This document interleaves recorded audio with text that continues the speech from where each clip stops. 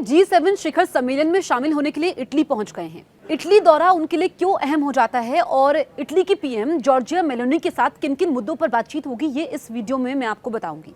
लेकिन उससे पहले अगर अभी तक आपने न्यूज़ 18 इंडिया के यूट्यूब चैनल को सब्सक्राइब नहीं किया है तो तुरंत सब्सक्राइब करें और हमें कॉमेंट करके जरूर बताएं कि आपको हमारा कॉन्टेंट कैसा लगता है।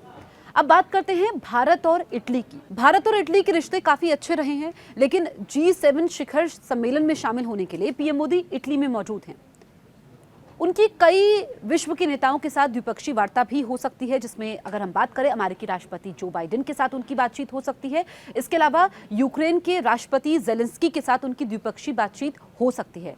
ब्रिटेन के पीएम ऋषि सुनक के साथ भी उनकी द्विपक्षीय बातचीत हो सकती है।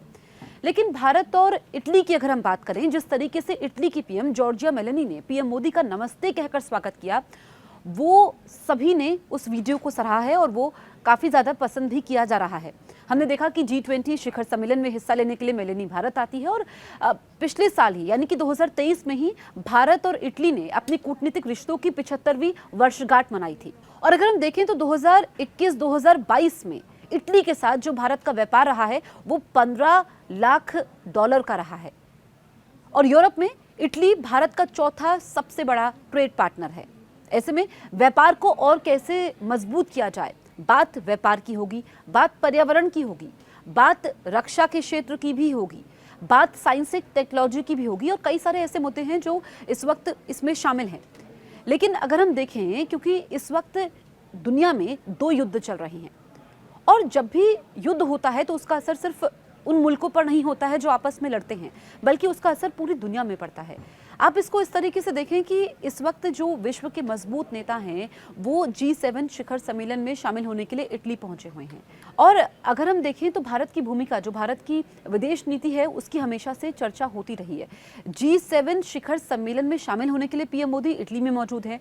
G7 का हिस्सा भारत नहीं है, लेकिन एशिया का एकमात्र ऐसा मुल्क है भारत जिसको इस सम्मेलन के लिए न्योता मिला है। इटली की पीएम जॉर्जिया मेलोनी ने खास तौर पर पीएम मोदी को इसके लिए आमंत्रित किया और पीएम मोदी वहां पर पहुंचे और उन्होंने इस यात्रा में जाने से पहले एक ट्वीट भी किया था कि इससे पहले वो 2021 में G20 सम्मेलन के लिए इटली गए थे।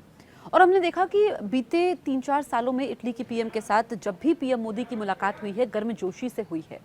एक मजबूत पार्टनर, ट्रेड पार्टनर हम कह सकते हैं इटली को भारत का। तो कई सारे ऐसे मुद्दे हैं जो इस वक्त छाए रहेंगे, क्योंकि पर्यावरण का मुद्दा भी काफ़ी बड़ा हो जाता है। रक्षा के क्षेत्र की अगर हम बात करें तो भारत आत्मनिर्भर बना है, कई सारी चीज़ें मेड इन इंडिया में के तहत बनाई जा रही है और यही भारत की कोशिश भी है कि दूसरे देशों पर निर्भरता कम हो। लेकिन जब वैश्विक चुनौतियां हैं और इस वक्त पूरी दुनिया कई सारी चुनौतियों से गुजर रही है, ऐसे में आपसी सहयोग काफ़ी अहम हो जाता है। अब देखना ये होगा कि जब जॉर्जिया मेलोनी के साथ पीएम मोदी की मुलाकात होती है तो फिर रक्षा, इसके अलावा पर्यावरण, साइंस एंड टेक्नोलॉजी के अलावा और किन किन मुद्दों पर बातचीत होती है।